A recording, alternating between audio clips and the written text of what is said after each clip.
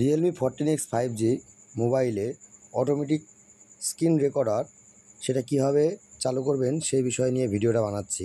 অবশ্যই সবাই দেখবেন এবং পুরো ভিডিওটা মন দিয়ে দেখবেন যাতে কোনো প্রবলেম না হয় পরে। তো প্রথমে আপনি উপর থেকে একটা স্ক্রল করবেন। তো সে স্ক্রল করে আনার পরে দেখবেন এরকম একটা অপশন আছে যেখানে ভিডিও স্ক্রিন রেকর্ডিং সিস্টেমটা আছে। তো এই স্ক্রিন রেকর্ডিং এখানে সবার থাকে না। যেহেতু এখানে থাকে না তো সেই ক্ষেত্রে আপনার প্রথম করণীয়, যাদের নতুন মোবাইল যখন পাবেন না তখন সেটিংয়ের ওপরে দেখবেন সেটিংয়ের চিহ্ন, তারপর হচ্ছে 3 ডট দেওয়া আছে। 3 ডটের পাশে আপনি ক্লিক করবেন। এখানে এডিট স্টাইল, এডিট স্টাইলেস আছে, ওখানে ক্লিক করবেন।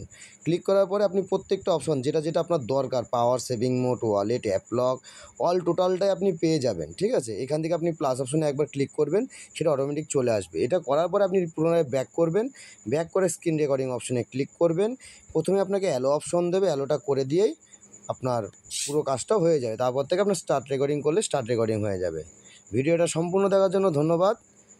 আমার চ্যানেলটা সাবস্ক্রাইব করে দেবেন।